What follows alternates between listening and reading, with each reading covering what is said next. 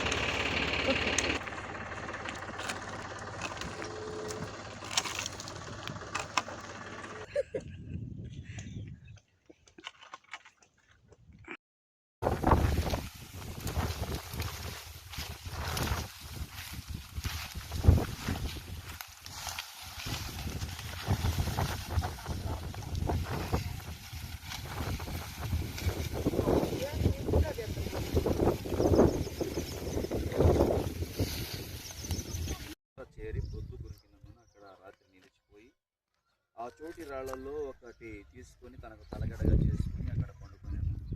అప్పుడు అతడు ఒక కలగనెను. అందులో ఒక నిచ్చెన భూమి మీద నిలిచి ఉండెను. దాని కొన ఆకాశమునంటెను. దాని మీద దేవుని దూతలు ఎక్కుచూ దిగుచూ ఉండేవి.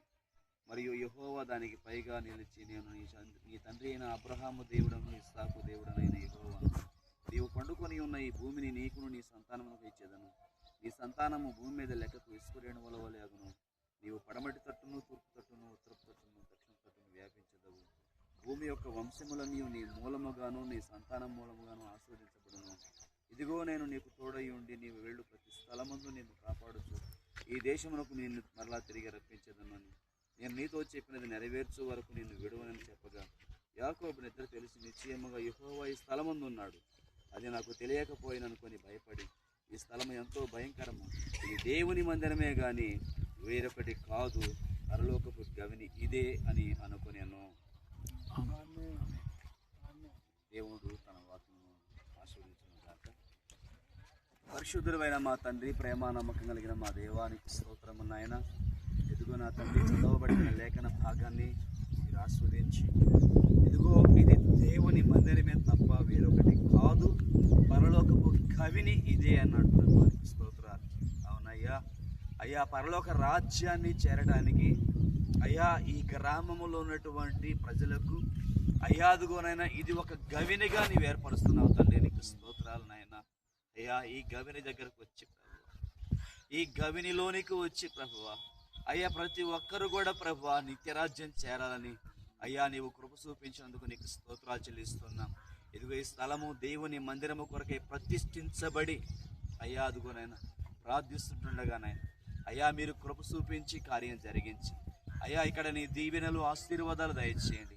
ప్రతి విధమైనటువంటి అపవాది క్రియలన్నీ తొలగించి ప్రతి విధమైన దోషములన్నీ తీసివేసి ఈ స్థలములో నీ వెలుగును నీ మహిమను కనుపరచమని అయ్యా ఈ స్థలములోకి వస్తున్న నీ బిడ్డల మీద నీ కనుదృష్టి ఉంచి నీ కార్యమును జరిగించి ఇదిగో పని ప్రారంభిస్తుండగా ఏ ఆటంకం లేకుండా ఏ కొద్దువు లేకుండా సవ్యంగా సమాధానకరంగా జరిగిపోవడానికి కృప చూపించమని ప్రార్థిస్తాను.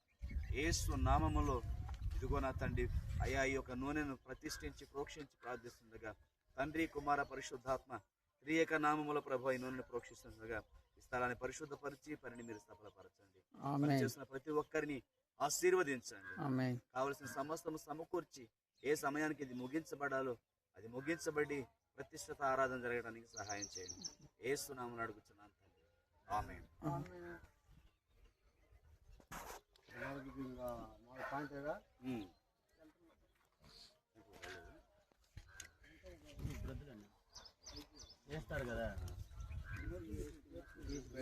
తర్వాత స్తంభం వేసేటప్పుడు నిలబెట్టకేది 4 పచ్చలు పడకుండా రౌండ్ కాకుండా 4 పచ్చలు తీయాలి. ఎవరు